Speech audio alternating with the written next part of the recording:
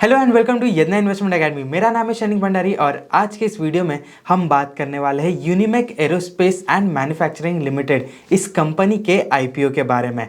तो चलिए शुरू करते हैं। यूनिमेक का जो आईपीओ है इसका total issue size is around 500 crore, जिसमें से 250 crore is for fresh issue and the remaining 250 crore is offer for sale.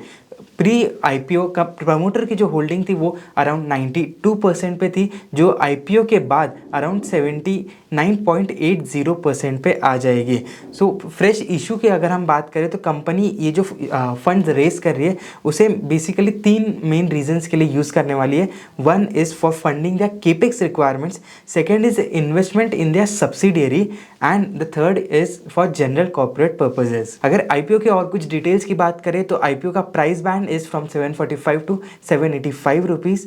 Face value is 5 rupees per share. IPO जो है वो 23 दिसंबर को ऑलरेडी शुरू हो चुका है एंड इसका last day is on 26 December. Lot size is 19 lots, जिसके अनुसार अपर प्राइस बैंड के हिसाब से 14,915 रुपीज़ का रिक्वायरमेंट रहेगा पर लॉट ऑफ एप्लीकेशन। जो लिस्टिंग होने वाली है इस स्टॉक की, so it would be on 31 December 2024 and currently अगर हम ग्रे मार्केट प्रीमियम की बात करें तो 65% के जीएमपी पर ये स्टॉक जो है ग्रे मार्केट में ट्रेड कर रहा है। सो कंपनी के बिजनेस की बात करते हैं। ये कंपनी 2016 में इनकॉर्पोरेट हुई थी। It's a Bangalore based firm and ये कंपनी जो है कॉम्प्लेक्स मैन्युफैक्चरिंग करती है। जो प्रोडक्ट्स इनके हैं that includes aero tooling, ground support equipment, electromechanical sub assemblies and other precision engineered components. So कई सारे कॉम्प्लेक्स इंजीनियरिंग करती है ये कंपनी और ऐसे प्रोडक्ट्स का मैन्युफैक्चरिंग करती है for other clients that are engaged in aerospace, defence, energy and semiconductor related industries. So majorly यहाँ पे जो फोकस एरिया है currently that is the aerospace segment. ये कंपनी जो एयरप्लेन्स होते हैं उनके एमआरओ में जो चीज़ें यूटिलाइज होती है, basically maintenance, repair and overhaul, इस एमआरओ सेगमेंट का एक बैकडोर प्ले है जहाँ पे एमआरओ में यूज़ होने वाले इक्विपमेंट्स कंपनी बनाती है। So these are all complex equipments. तो यहाँ पे वॉल्यूम जो है कंपनी का वो काफ़ी कम होता है एंड जो इसी वजह से because of the complexity of the nature of product that they are bringing, तो उस वजह से इस कंपनी के मार्जिन जो है वो काफ़ी हाई है। ये company build to print and build to specifications, ऐसे दो तरह से अपनी सर्विसेज जो अपने जो प्रोडक्ट्स है वो कंपनी अपने क्लाइंट्स को यहाँ पे डिलीवर करती है। और कुछ डिटेल्स देखें तो कंपनी के पास दो मैन्युफैक्चरिंग फैसिलिटीज़ है, both are based in Bangalore. अगर हम कंपनी की एग्रीगेट कैपेसिटी देखें तो 2,22,990 आवर्स की कैपेसिटी है। जिस यहाँ पे इनका जो मैन्युफैक्चरिंग प्रेजेंस है it is spread across 1.2 lakh square feets, जिसमें कंपनी 2,356 SKUs बनाती है in tooling segment and 624 SKUs in the precision machine part segment.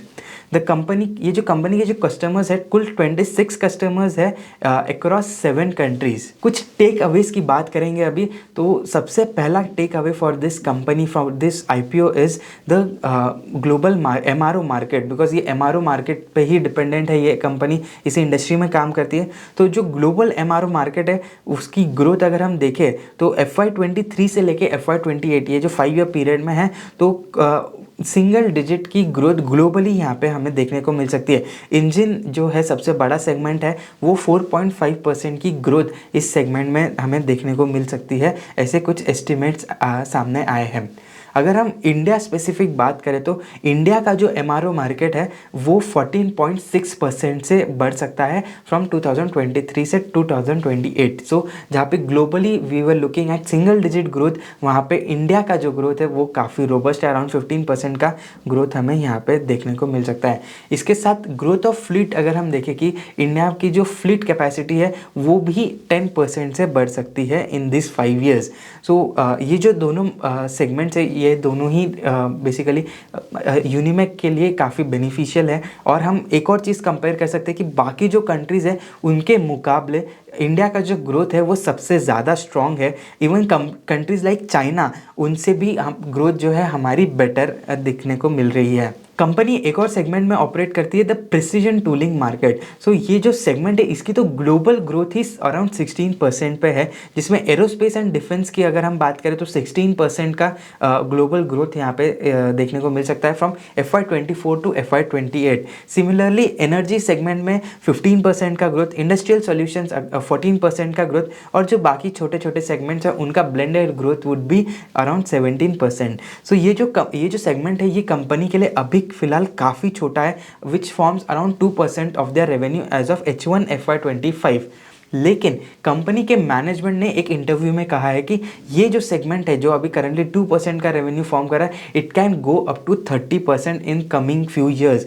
तो यहाँ से कंपनी काफ़ी मेजर ग्रोथ देख रही है, and that is why this is an interesting segment for the company. Revenue split की हम बात कर रहे थे। रेवेन्यू FY24 की अगर बात करें तो प्रिसीजन कंपोनेंट से सिर्फ 1% का रेवेन्यू आता था, बाकी एरो टूलिंग सेगमेंट से 99% फॉर्म करता है। But this segment mix can change going further। उसी के साथ साथ because of the concentration of aerospace in the US and Canadian market, तो US और कनाडा से जो रेवेन्यू आता है दैट फॉर्म्स अराउंड 92%। उसके बाद Germany is the second biggest geography for this company, जो 5% का रेवेन्यू यहाँ इस कंट्री से आता है, and domestic revenue is hardly 2% of the overall revenue mix of this company की जो हिस्टोरिकल ग्रोथ है, नंबर्स की अगर हम बात करें तो वो काफ़ी स्ट्रॉन्ग दिख रही है। FY22 से लेकर FY24 इन 2 सालों में कंपनी का जो रेवेन्यू है वो 140% से बढ़ा है, एंड EBITDA और पैट तो और भी स्ट्रॉन्ग ग्रोथ डिलीवर किए हैं। हम देख सकते हैं EBITDA मार्जिन 21% पे थे, और जो FY25 के फर्स्ट 6 मंथ्स का पीरियड है उसमें कंपनी का जो ग्रोथ जो EBITDA मार्जिन है it has reach to 40%। Similarly PAT margin 9% से अराउंड 32% पर आ चुके हैं। कंपनी के जो ROCE एंड ROE लेवल्स है वो भी काफ़ी स्ट्रॉन्ग है, अराउंड 54% का ROCE कंपनी जनरेट कर रही है, and the fixed asset turnover ratio, यानी कि जो कंपनी केपेक्स करती है उससे इनको कितना रेवेन्यू मिल सकता है उसकी अगर हम बात करें तो अराउंड 5 टाइम्स का FATR रेशियो है यहाँ पे। सो बहुत ज़्यादा कैपिटल इंटेंसिव भी नहीं है ये सेगमेंट। मैन्युफैक्चरिंग सेटअप अगर कंपनी करती है तो एवरी 100 करोड़ पे वो 500 करोड़ का रेवेन्यू जनरेट कर सकती है from the 100 crore of capex. तो this is a good sign, a strong FATR and stronger margins, ये दोनों ही काफ़ी पॉजिटिव साइन है कंपनी के लिए। But this is all based on the aero tool market. जब प्रिसीजन कंपोनेंट्स का सेगमेंट बढ़ेगा तो this numbers are bound to change. Company के पीयर कंपैरिजन की बात करें तो ऐसे तो कंपनी ने काफ़ी सारे पीयर्स बताए हैं, लेकिन जो क्लोजेस्ट पीयर हमें दिखे जो एरो टूलिंग मार्केट में कंपनी के साथ compete करते हैं तो that includes Jendamark India private limited and Tech Era engineering India private limited.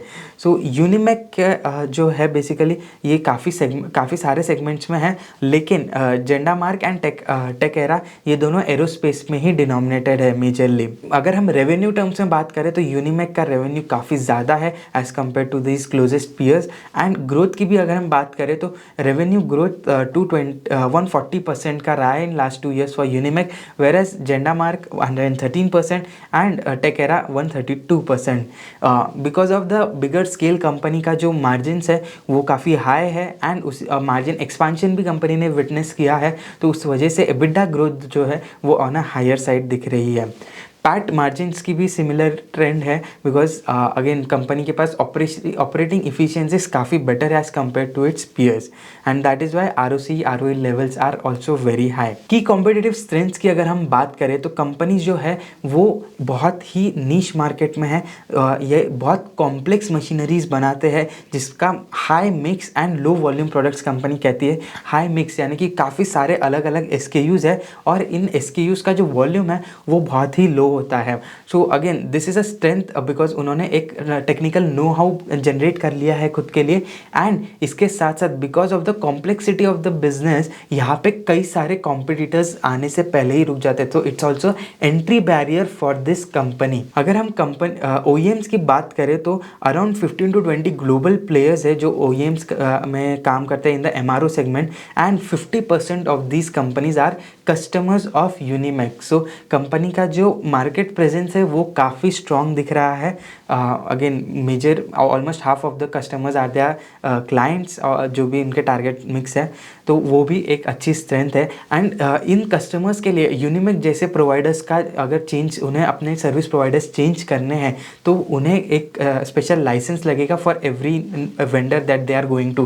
That is why customer stickiness भी बढ़ जाती है इस इंडस्ट्री के लिए। एंड यूनिमैक जो ऑलरेडी मेजर प्लेयर्स के साथ काम कर रहा है एंड इनका जो प्रेजेंस है वो काफ़ी स्ट्रॉन्ग है, तो इस वजह से it's an added advantage to Unimech. High entry barriers, ये भी हमने ऑलरेडी डिस्कस कर लिया कि एक तो यहाँ पे कॉम्प्लेक्सिटी बहुत है इन प्रोडक्शन एंड उसके साथ साथ लीगलिटी की अगर हम बात करें कि बहुत सारा पेपर वर्क करना पड़ता है for onboarding any company from the OEM side. तो OEMs are also very sticky to these companies and that is also creating a high entry barrier. So company के ग्रोथ ड्राइवर्स की बात करते हैं तो सबसे पहला एंड सबसे इम्पॉर्टेंट ग्रोथ ड्राइवर जो हमें यहाँ दिख रहा है वो ये है कि कंपनी जो अपनी tooling capacity, arrow tooling capacity, उसे वो नेक्स्ट 2 years में डबल करने वाली है।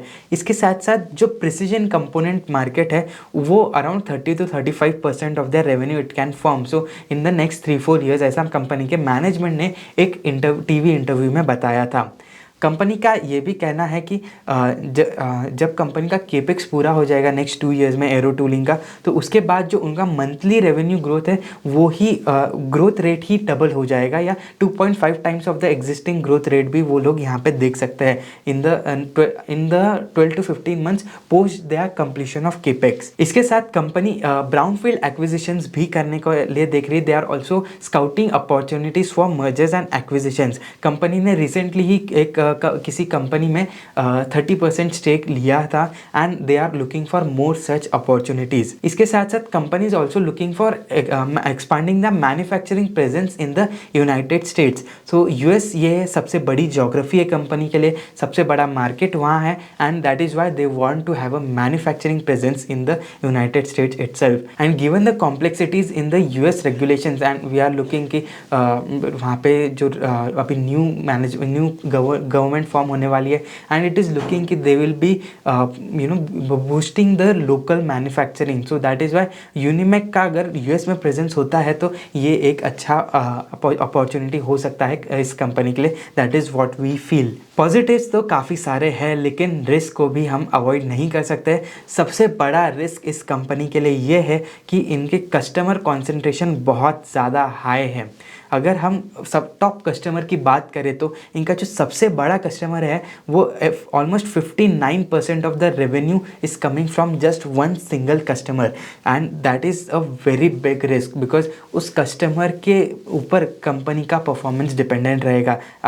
कंपनी ये जो डिपेंडेंस है वो कहीं ना कहीं कम करना चाह रही है, लेकिन because of the growth of that customer and the growth in the company, उसी के ग्रोथ की वजह से ही कंपनी का ग्रोथ काफ़ी स्ट्रॉन्ग रहा है। So that customer was doing 16 crores of revenue in FY22 and now in H1 itself just in first half यहाँ पे उस कस्टमर में अराउंड 71 crores का रेवेन्यू कंपनी के लिए ऑलरेडी जनरेट कर लिया है।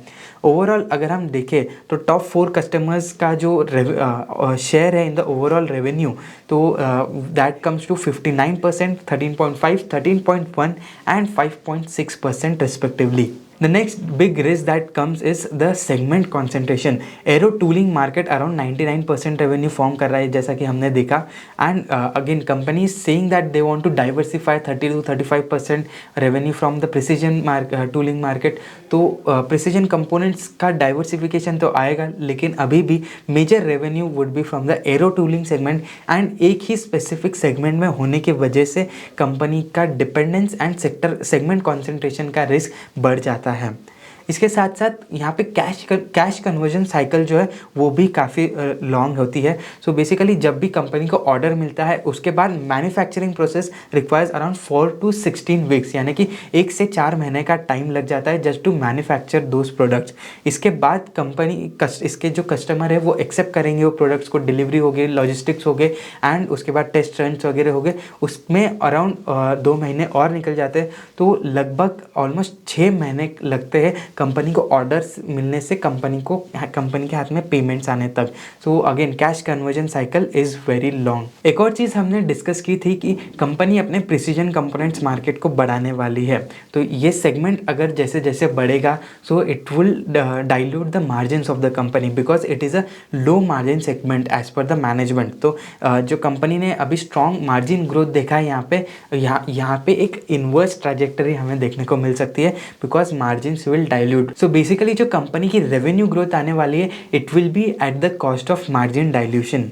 इसके साथ साथ कंपनी का जो रेवेन्यू है वो आउटसाइड इंडिया काफ़ी ज़्यादा है and specially in the US market. So ये भी एक रीजनल मिक्स है बिकॉज यूएस में अगर कोई भी पॉलिसी चेंजेस हो रहे हैं and given the fact that the US government और as we say the newly formed government US की it is getting very aggressive against other countries. तो यहाँ पे वो भी एक रिस्क है कि यहाँ पे जो भी कस्टमर्स है इनके यूएस में बेस्ड है। तो that is also a big risk for this company. Valuations की बात करते हैं। कंपनी का FY24 का जो प्रॉफिट था वो अराउंड 58 करोड़ का था एंड पोस्ट इशू के बेसिस पे जो कंपनी का अपर प्राइस बैंड के बेसिस पे मार्केट कैप होगा that would be around 4000 crore. So लगभग 68.8 का P based on FY24 PAT आ रहा है। लेकिन 6 months have already been passed. So 6 month FY25 का अगर हम डेटा देखें तो अराउंड 39 करोड़ यहाँ पे कंपनी ने पैट बनाया है। अगर इसी को हम एनुअलाइज करते हैं यानी कि डबल अगर हम कर लेते हैं just for the sake of calculations so यहाँ पे जो इम्प्लाइड पी रेशियो आता है that comes to 51 times. So conclusion यही रहेगा कि यहाँ पे जो कंपनी के ग्रोथ है वो काफ़ी स्ट्रांग दिख रही है, ग्रोथ ड्राइवर्स भी काफ़ी अच्छे, लेकिन मार्जिन डाइल्यूशन एक बहुत बड़ा फैक्टर रहेगा।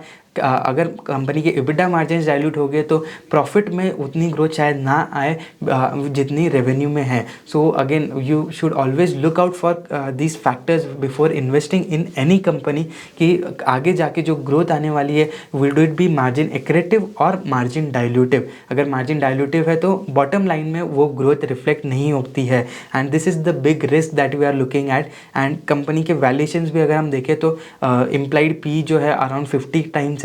तो यहाँ पे ऑब्वियसली यहाँ पे ग्रे मार्केट प्रीमियम काफ़ी अच्छा दिख रहा है, लेकिन दिस काइंड ऑफ रिस्क जो है जो हमने रिसेंटली डिस्कस करे तो ये सारे हमें रिस्क रिवॉर्ड को फैक्टर करके एनालाइज करके ही डिसीजन लेना है। सो आई होप आपको आज का ये वीडियो पसंद आया होगा। ऐसे ही और फंडामेंटल एनालिसिस के लिए बने रहिए यदना इन्वेस्टमेंट एकेडमी के साथ। Thank you.